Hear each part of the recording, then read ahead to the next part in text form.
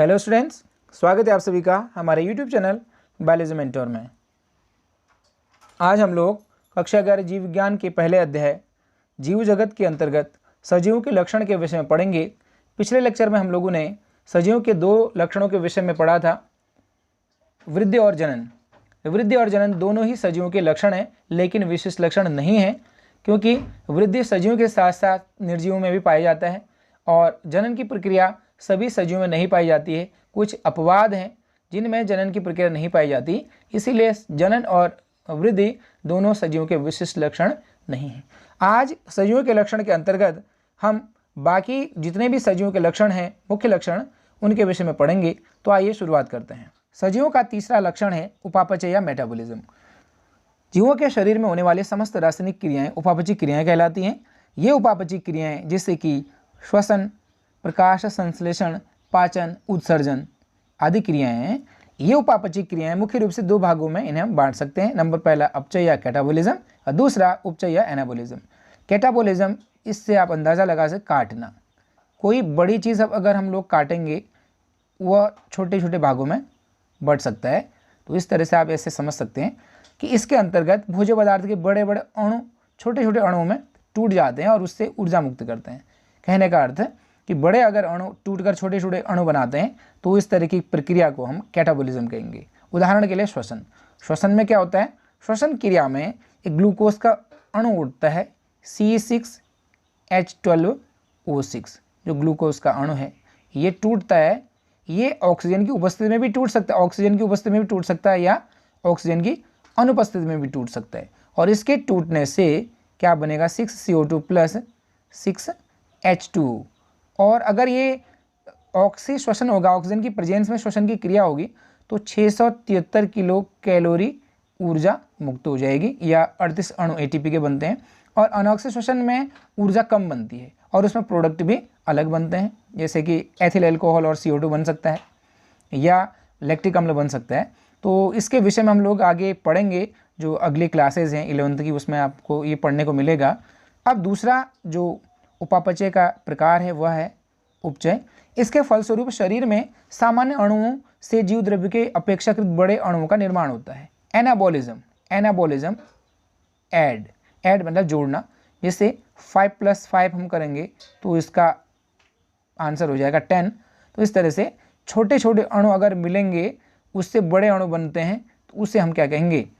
उपचय या एनाबोलिज्म। तो इसके फलस्वरूप शरीर में सामान्य अणुओं से जीव द्रव्य के अपेक्षाकृत बड़े अणुओं का निर्माण होता है। उदाहरण के लिए प्रकाश संश्लेषण की प्रक्रिया। तो प्रकाश संश्लेषण की प्रक्रिया होती है वह पौधों में होती है, हरे पादपों में। इसमें क्या होता है? 6CO2 plus 12H2O। उसके बाद इससे जो प्रोडक्ट बनेंगे, इसमें सूर्य के प्रकाश की उपस्थिति में और क्लोरोफिल यहाँ पे प्रेजेंट रहता है पौधों में, तो इससे जो बाई प्रोडक्ट बनेंगे, इसके जो उत्पाद बनेंगे वो बनेंगे C6H12O6 plus 6H2O plus 6O2। ये इसमें क्या बनेंगे? 6O2, ये जो गैस होती है। तो इस तरह से यहाँ पर आप देखेंगे छोटे छोटे अणु मिलकर एक बड़े अणु का निर्माण कर रहे हैं। तो इस तरह से ये प्रक्रिया क्या कहलाएगी? एनाबोलिज्म कहलाएगी। उदाहरण के लिए प्रकाश संश्लेषण। उपापचय की प्रक्रिया सभी सजीवों में पाई जाती है, इसीलिए, और ये किसी निर्जीव में नहीं पाई जाती है, इसीलिए उपापचय को सजीवों का विशिष्ट लक्षण कहते हैं। और चौथा लक्षण है चेतना या कॉन्शियसनेस। प्रत्येक जीवधारी बाह्य और आंतरिक उद्दीपनों को पहचानता है और उसके अनुसार अपने द्वारा प्रतिक्रिया देता है। अपने आसपास के भौतिक, रासायनिक और जैविक पर्यावरण के प्रति प्रत्येक जीव संवेदनशील होता है और उसके अनुसार प्रतिक्रिया देता है। अगर वातावरण में कोई भी बदलाव होता है तो उस बदलाव के लिए स्वयं को अनुकूलित करता है। उदाहरण के लिए गर्मियों में हमारे शरीर से पसीना आता है। इसका एक रीज़न ये है कि हमारा शरीर उस वातावरण में रहने के लिए, उस गर्म वातावरण में रहने के लिए अपने आप को अनुकूलित करता है।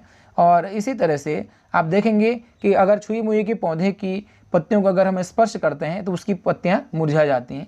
तो वो एक प्रकार से कॉन्शियसनेस है। अगर चाहे वो कोई मनुष्य या कोई जीव है या पादप है, सब में कॉन्शियसनेस का गुण प्रेजेंट रहता है। और इस तरह से कह सकते हैं कि जो चेतना या कॉन्शियसनेस है वह सजीव का विशिष्ट लक्षण है। 5वां, श्वसन या रेस्पिरेशन।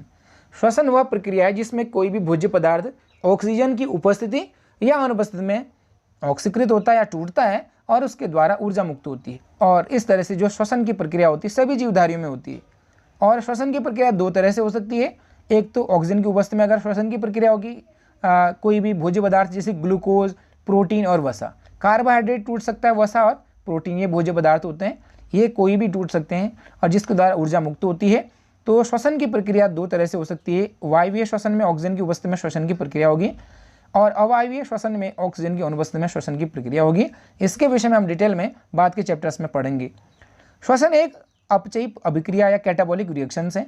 कैटाबॉलिक रिएक्शन थोड़ी देर पहले हमने इसको पढ़ा था कि कैटाबॉलिक रिएक्शन उसे कहते हैं जिसमें कोई बड़ा अणु छोटे अणु में टूटता है। तो इस तरह से श्वसन क्योंकि केवल सजीव में पाया जाता है इसीलिए यह सजीव का एक विशिष्ट लक्षण है।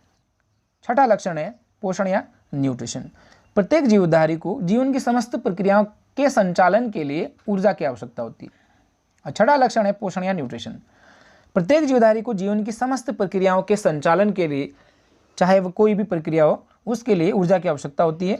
यह ऊर्जा इन्हें केवल भोजन से ही प्राप्त हो सकती है। तो इस तरह से जीवधारी अपने शरीर के विकास और वृद्धि के लिए भोजन को प्राप्त करते हैं। यह भोजन जीवधारी दो तरह से प्राप्त कर सकते हैं। पहला तो भोजन का निर्माण वे स्वयं कर सकते हैं और दूसरा किसी दूसरे जीव से भोजन ले सकते हैं। तो भोजन का निर्माण करना या भोजन को किस तरह से वे प्राप्त कर रहे हैं तो ये पोषण कहलाएगा। तो पोषण जीवधारी में दो तरह से हो सकता है। नंबर पहला स्वपोषण या ऑटोट्रॉफ। हरे पादप में प्रकाश संश्लेषण क्रिया के दौरान भोजन का निर्माण होता है तो हरे पादप क्या कहलाएंगे, स्वपोषी कहलाएंगे और उनमें पोषण की यह विधि स्वपोषण कहलाएगी। और दूसरे वे जीव होते हैं जो कि प्रत्यक्ष या अप्रत्यक्ष रूप से हरे पादपों में ही पूरी तरह से आश्रित होते हैं। तो इस तरह से ये जीव परपोषी जीव कहलाएंगे और इनमें पोषण की यह विधि परपोषण या हेटेरोट्रॉफ कहलाएगी। तो इस तरह से देखा जाए, चाहे वह एक कोशिकीय जीव हो अमीबा या चाहे बहुकोशिकीय जीव जैसे कि मनुष्य है, सभी को भोजन की आवश्यकता होती है। तो इस तरह से देखा जाए तो जो पोषण है सजीव का विशिष्ट लक्षण है। पोषण निर्जीव में नहीं पाया जाता है, इसीलिए पोषण सजीव का विशिष्ट लक्षण है। अब हम बात करेंगे उत्सर्जन या एक्सक्रीशन के विषय में। प्रत्येक जीवधारी अपने शरीर के अंदर अपशिष्ट पदार्थों को बाहर निकालना चाहता है। यह अपशिष्ट पदार्थ विभिन्न प्रकार की उपापचयी क्रियाओं के फलस्वरूप शरीर में बनते हैं। ये नाइट्रोजनस युक्त जो अपशिष्ट पदार्थ होते हैं जैसे कि अमोनिया, यूरिया, यूरिक अम्ल, इन्हें शरीर से बाहर निकालना आवश्यक होता है। तो नाइट्रोजनस युक्त अपशिष्ट पदार्थ जैसे कि अमोनिया, यूरिया या यूरिक अम्ल, इन्हें शरीर से बाहर निकालने की प्रक्रिया को ही उत्सर्जन क्रिया कहते हैं, जो कि सभी सजीवों में पाया जाता है। तो इस तरह से उत्सर्जन भी सजीवों का विशिष्ट लक्षण है। अब हम बात करेंगे गति या मूवमेंट की। गति पौधों के भाग जैसे कि चल बीजाणु, जैसे कि जिसे हम जूस्पोर कहते हैं। कवकों में जूस्पोर बनते हैं जो कि अलैंगिक बीजाणु होते हैं। जैसे एक कवक है, कवक में यहाँ पर इस तरह से यहाँ क्या लगते हैं, ये जो चल बीजाणु ऐसे बनते हैं और ये जहाँ जिस वाय के साथ दूसरे स्थान में चले जाते हैं और जहाँ ये पहुँचते हैं वहाँ ये नए पौधों को, नए कवक को जन्म देते हैं। इसी तरह से जो दूसरा है युग्मक। युग्मक जैसे कि जो परागकण है पौधों में, जो पुष्पी पादपों में जो परागकण बनते हैं, परागकण के अंदर युग्मक पाए जाते हैं। तो परागकण पौधों के परागकोश से निकलते हैं और दूसरे पौधे के वर्तिकाग्र पे चले जाते हैं। तो परागकण के साथ साथ परागकण के अंदर मौजूद नर युग्मक भी गति करता है। तो इस तरह से यहाँ पर पौधों में गति देखने को मिलती है। यहाँ कभी कभी होता क्या है कि जो कोशिका है, कोशिका के अंदर जो जीव द्रव्य में भी गति पाई जाती है। कुछ ऐसे पादप भी होते हैं जैसे कि क्लेमाइडोमोनास, जो कि एक प्रकार का शैवाल है, वह एक स्थान से दूसरे स्थान पे जाता है। तो इस तरह से इन जीवों में गति देखने को मिलती है। इसी तरह से जो जंतु होते हैं भोजन के लिए या अनुकूलित वातावरण की तलाश के लिए एक स्थान से दूसरे स्थान की तरफ जाते हैं। तो इस तरह से जीवों में, चाहे वो वनस्पति है या जंतु है, सभी में गति देखने को मिलती है। तो इस तरह से हम कह सकते हैं कि गति सजीवों का एक विशिष्ट लक्षण है। अब हम बात करेंगे जीवन चक्र या लाइफ साइकिल के विषय में। प्रत्येक जीवधारी अपने जन्म से लेकर विभिन्न क्रियाएं करता है और एक निश्चित समयांतराल के बाद मृत्यु को प्राप्त हो जाता है। इस तरह से उसके जन्म से लेकर मृत्यु तक की सभी क्रियाओं को जीवन चक्र कहते हैं।